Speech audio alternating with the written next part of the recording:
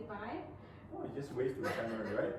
Okay. Do we say subscribe? I think I see all the YouTubers doing it. Yeah, you can subscribe to our YouTube. Yeah.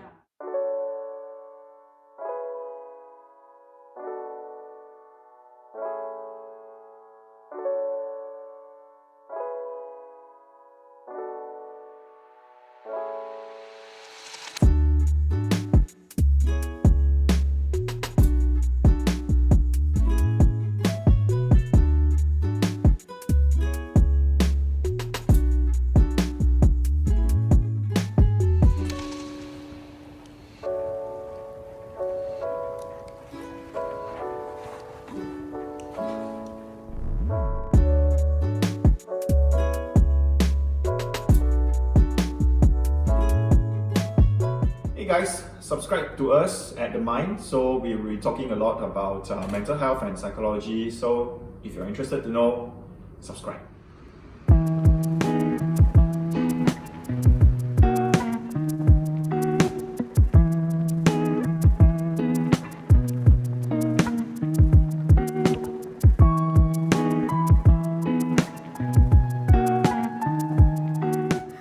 Hi guys, welcome to The Mind's channel.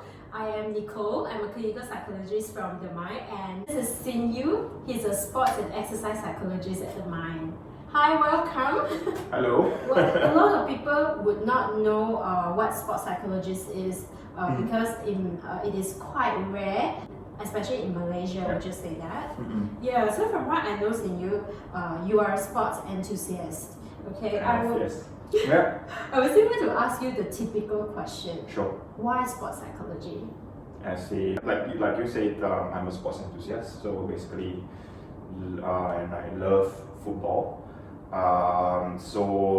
Obviously I participate in exercises and everything. And fun fact is, I aspired to become an athlete when I was in high school, and trying to get into the school team and stuff like that. But In what sports? in football, I was part of the school team for volleyball.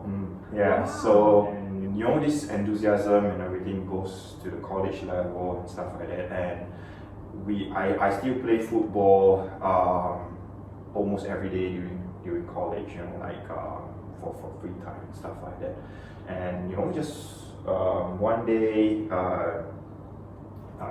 things happen, fate intervenes, and I hear about while I was running at the side of the field, I hear a stereo crochet look at me, so it kind of like snapped. So it traumatized me, but it gives me doubts about because of this injury, I'm not able to perform anymore. I don't think I can get back to the fitness level that I was in. You kind of tell yourself, oh, that's it. That's the end of your journey as an athlete, and yeah, that's about it. Then I decided that maybe I can do something else. And so it didn't actually occur to me that I want to be a sports psychologist. I just took a counseling course and a psychology degree in the end, and I wasn't even aware that sports and psychologist was a thing back then. I didn't know you can actually specialize really in sports and exercise psychology until I was in education counseling when I was working. So and then I realized that you can actually do these type of courses in not in Malaysia, unfortunately for now, but in the UK, in Australia, in the US as well. So yeah, so that's the part where I really explore should I take up that course and pursue my dreams. That's kind of bring me here. Definitely, I can see your life story has inspired you to become a sports psychologist somewhere. Yeah, because sports can be dangerous in a way. A lot of people get injured, it's very common. Yep. And a lot of people also experience the same thing like you. Yeah, and Alright. I can see how it actually motivates you to become a sports Sports psychologist. psychologist, yes, yeah. Yeah, it's, Okay. it's a habit to say clinical psychologist Obviously, because yeah. I always have to introduce myself as a clinical psychologist. And clinical psychologists are the most common ones that we see in Malaysia, so we don't see much many sports and exercise psychologists over here. So Yeah, true. This- Actually, are you the only one in Malaysia? No, I am no, definitely not, definitely not. I have I've met a few sports and exercise psychologists from my juniors. There are more people who is venturing into this. A lot of people is still worried that can you find a job doing this? Yeah. Well, I just like to say yes, you can. It's just that you need a lot of effort to sort of make yourself known that these services are available to a lot of people. Yeah, so yeah, that's basically it. Yeah, obviously Senior has a job. In fact, he's the only sports psychologist that I know. Well, being the only sports psychologist at MI, how does it make you feel? No, not anything special. It's just that I'm glad that I'm here. Being surrounded by psychologists and counselors from various backgrounds. So it's a good learning ground for me as well. Because I'm very, very glad that I'm here to be able to be sharing knowledge with other clinical psychologists, counselors. Do you usually work together with a clinical psychologist or a counselor on a case, or do you work individually? Usually, yeah. Most of the time we do work individually. In the case that we need to, transfer. Like for example, if let's say they have more clinical symptoms, then we will refer to a clinical psychologist because of the symptoms and as well as the situation that they are in. Yeah.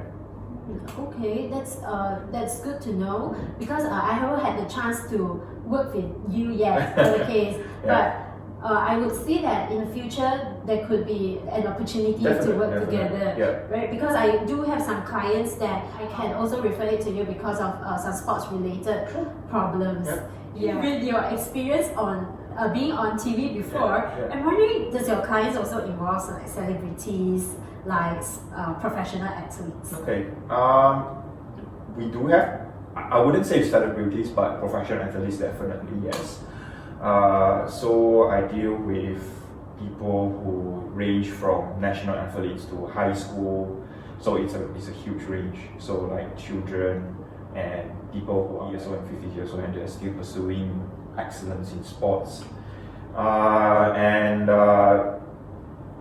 We deal with people who are goes into any sports, like the more popular ones like football, basketball, badminton in Malaysia.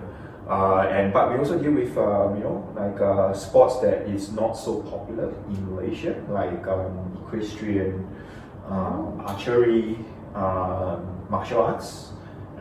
So basically these are some of the athletes that I've talked to. So you have quite a wide range of clients.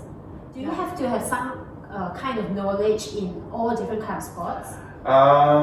Yes, it would definitely tremendously help you to understand the sports itself.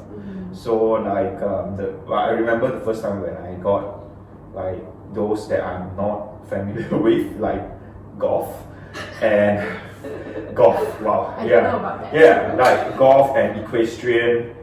You totally have no idea. Like you never exposed to this type of unless you're really, really into it, right? So you have to do some research. What are the things that they go through? What are the mentality approaches that they have to go through? It's a little bit. It's more or less the same as an athlete, but at the same time it's different because you need to you have a different approach towards that sports itself. So yeah. So Yeah, you kind of, it's transferable across sports, but at the same time, it's more beneficial if you know the sports a little bit better. Yeah. Definitely. We heard that you have got your braces from helping your girlfriend with a dentist in training. Okay. So I personally am afraid to go to a dentist. Right. So I'm wondering, how do you help someone to get over the fear or the nervousness before a game? Alright, okay. Yeah, like your example, it's about managing your anxiety, right? And we are trained to help the athletes to manage their stress. So most of the time we provide some mental skills for them to be able to transfer whatever they're doing in training and then go to a competition, which is a whole lot different setting when you're doing training, right? So for example, like crowd management, like how do you manage to clear those noises out of your mind and be able to concentrate solely on the game, which is quite tough if you think about it, right? Yeah. So most of the time you're training and it's quite quiet, and the only thing you hear is your coaches and your teammates, right? But inside a stadium of probably 60,000 people, cheering, and sometimes they insult you, kind of thing, like opponents trying to get you. So how do you actually manage that during a competition, which is tough, yeah, right? And we do things like visual imagery or things like that, and talking to yourself. Some people might think that talking to yourself is like crazy, right?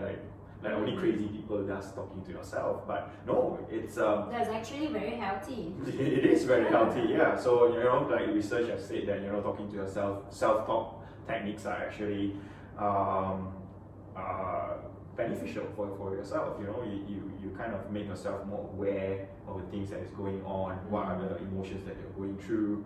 So we do this with the athletes as well, and a lot of people come to us. I'm sure you get this as well, and think that, I see a psychologist, it's like I'm seeing a doctor, so the doctor is going to give me a prescription of a medicine, and then voila, the next day I'm the best. I'm the best. I'm free of illness. I'm free of anxiety. But no, this is something that is a very long process that we need to go through. Yeah. And the reason why I always emphasize on the word mental skill is because it's a skill.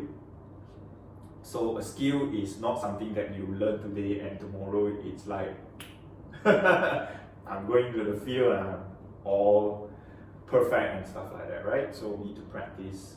All this is part of your training program as well. Yeah, it's just like your physical sports skills, it cannot be achieved. Exactly. So it's the same thing. It's a mental skill, it's a physical skill, it's a skill. So you need to practice, you need to get used to it. Yeah. So that's about what we do.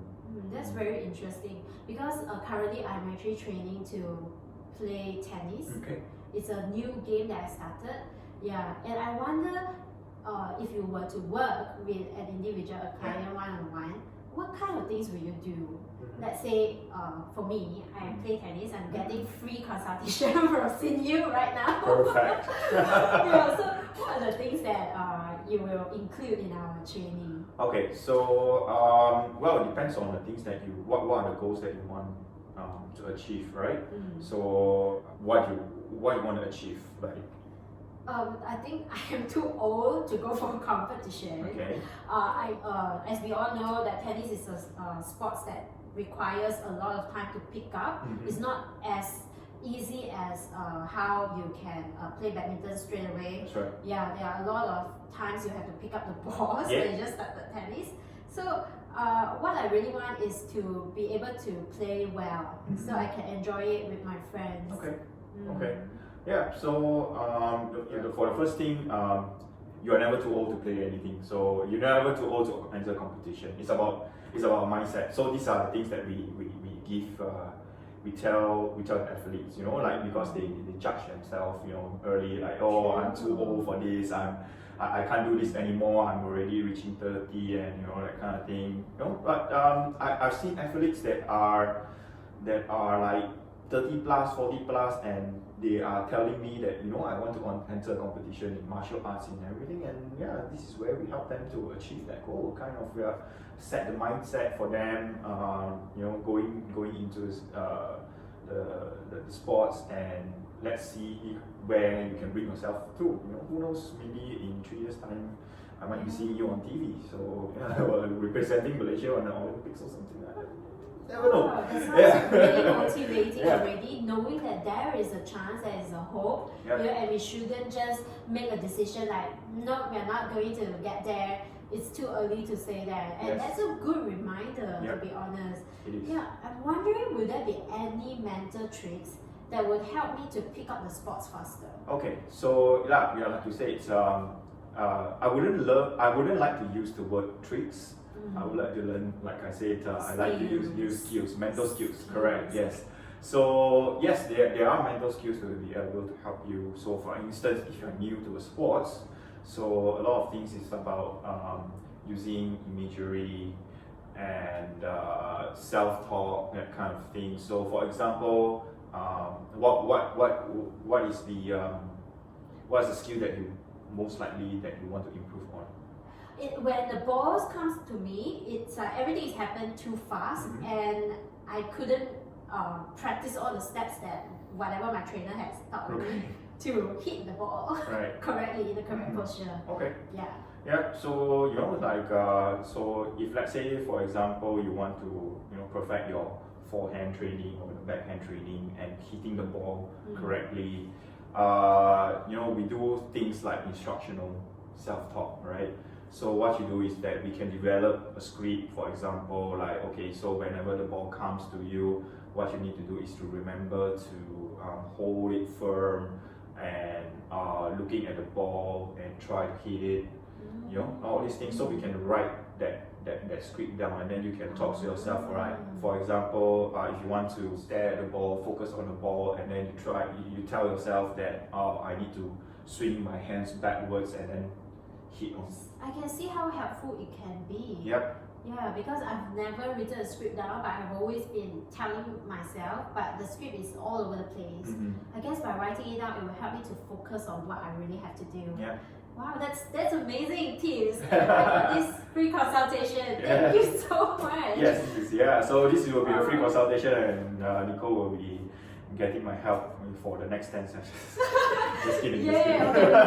You need to follow up with my tennis playing skills. Yeah. Well, you know, now it's still the CMCO period, and you know, what would you say are the common stressors and challenges to be exercising at home? You might not be able to use the gym equipment, but what are the things that you can improvise in order for you to do that? So for example, for myself, I work out in the gym, but you know, because of MCO I can't, and you kind of create creative things, and then you watch videos, and you know, like it's like, oh, you can actually use the chair, you can actually use the table, you don't exactly have to use a dumbbell, that kind of thing. So you kind of change the things around, like maybe you can't lift heavy things, but you can up your intensity, you can up the repetitions that you do, things like that, in order for you to maintain that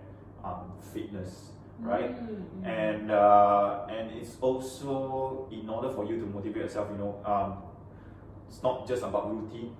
Yes, you can create your own routines, but you need to be creative about it. So maybe today you're doing like push-ups and stuff like that, and tomorrow maybe you're doing more like squats, and yeah, so it's all in order for you to be not to risk yourself with injuries, but also you know, creating something new, so you still keep doing whatever you are doing, right? So imagine like I ask you to do like push-ups every day, and it's like Monday to Friday you're doing the same thing over and over again. You wouldn't like it, right? It's boring. It's boring, yeah, exactly. So and your body, you kind of get like adapted to it, right? Exactly. So yeah, so maybe you feel sore for the the first 3 days, and then after that you don't feel like working out anymore. So yeah, so it's about getting creative.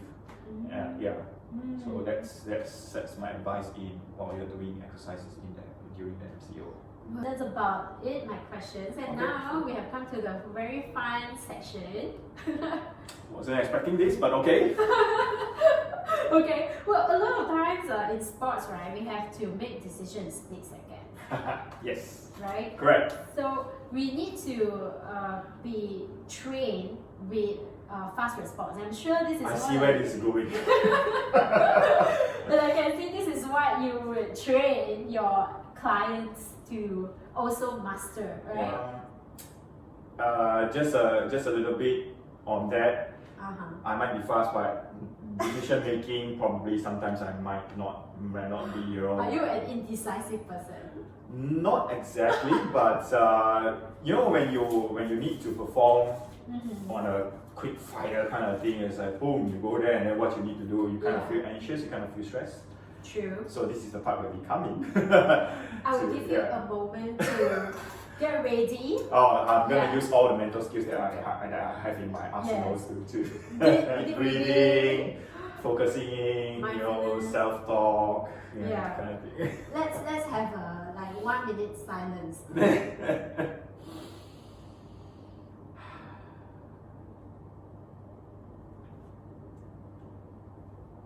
Are we going to do 1 minute? This is called the This or That Challenge.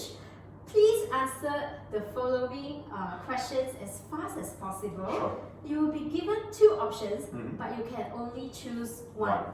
Okay. Yeah. Okay. We'll start from something easy, not to worry. Okay. Definitely. Coffee or tea? Coffee. Rainy days or sunny days? Sunny. Vegan or vegetarian? Vegetarian. But if I got the third option, meat. We only got 2 options. I'm sorry. Unfortunately, yes. Vegetarian, please. Yeah. Yeah. Working from home or work in the office? Working from home. You sure? You came 9:30 today to work in the office. I'm sure. Working from home. Okay. Lovely. Football or futsal? Oh damn. Futsal, yes. Okay. Steven Gerrard or Ian Rush? Come on, Steven Gerrard. Okay. The last one.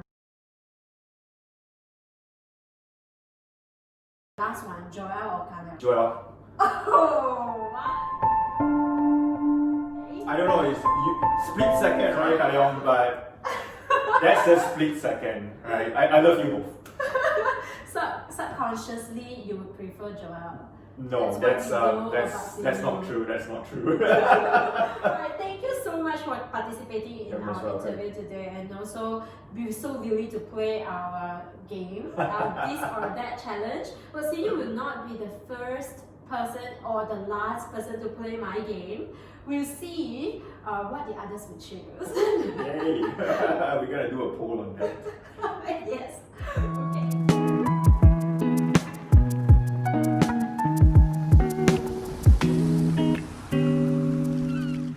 We will appreciate you to like our video and please subscribe to us.